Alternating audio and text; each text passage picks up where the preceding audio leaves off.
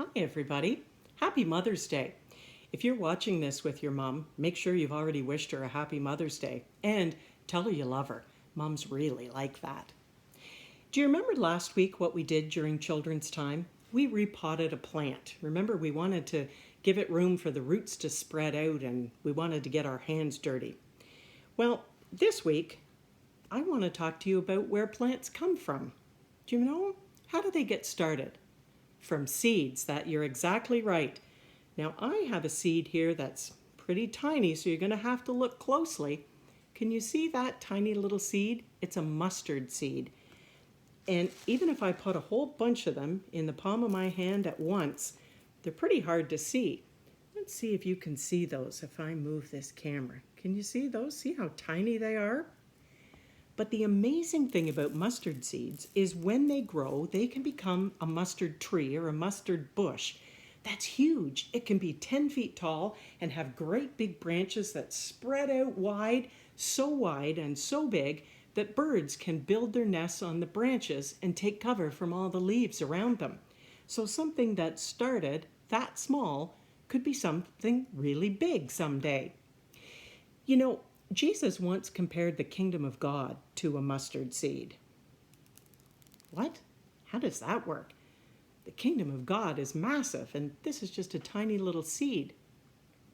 But you see, the kingdom of God didn't start out as big as it is now. In fact, in Jesus' time on earth, when he began his ministry with us, he was all alone. And one day he was walking along the Sea of Galilee, and alongside the shore, he saw a couple of fishermen, Andrew and Peter. And he looked at them and he said, "Come, follow me." And they did. And they walked a little bit further, and also along the shore of the sea, they saw two more fishermen, James and John. And they were sitting mending their nets. And Jesus said the same thing to them, "Come, follow me." And they did. And this kept on happening until there were 12 of them. And these are the men that we know as the 12 disciples. Well, 12 is better than one, but that's still not a very big kingdom, is it? The kingdom of God is like a mustard seed. Well, it started out small and it continued to grow because Jesus sent his disciples out and he said, "You need to teach them about God. You need to teach them about my ministry here on earth. You need to bring them around so that I can teach them." And that's what we're called to do, is to continue to spread the message that the disciples spread, to continue talking about Jesus and about the things he taught us. Remember his most important commandment, love one another as I have loved you? If we keep spreading the message like that, that helps the kingdom grow. Well, that's a pretty important job, isn't it? Do you feel kind of powerful? I do. I cut up an apple just so I could show you some apple seeds today because they got me thinking as well. And an apple seed isn't very big either, but it sure is bigger than this tiny little mustard seed. I've been doing some research on apple trees, and I've learned that some varieties of apple tree can live for 50 years. And some varieties of apple tree can grow 150 to 300 apples every season. So if we planted these today, and let's see how many trees we would get, and then how many apples we would get times the number of years, well, I'm not very good at math, but you guys could probably figure it out.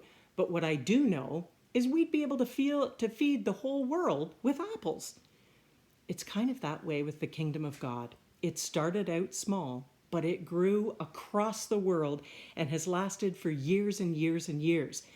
And we have a role to play in making sure the kingdom continues to grow. And you know, sometimes we don't really understand what our role is, or we don't think we can do it. Like, have you ever at school or at home or even at church thought, "I'm too little. There's nothing I can do to help my church grow"? And some of our older friends sometimes think, "Oh, I'm too old. There's nothing I can do to help the church." Or maybe you think of a little church, a little country church in a rural area, and they might think, "Oh, we're too small to ever have a part in the kingdom of God." But that's not right. Jesus tells us that it is our job to continue to grow the kingdom. And so every time you and I talk to somebody else about Jesus and about his ministry and his teachings, we are growing the kingdom of God. I think that is pretty impressive. I want you to have a wonderful week, and I want you to think about growing the kingdom of God right in the little corner where you are right now. And tell your mom you love her again. Have a good week, everybody. Bye-bye.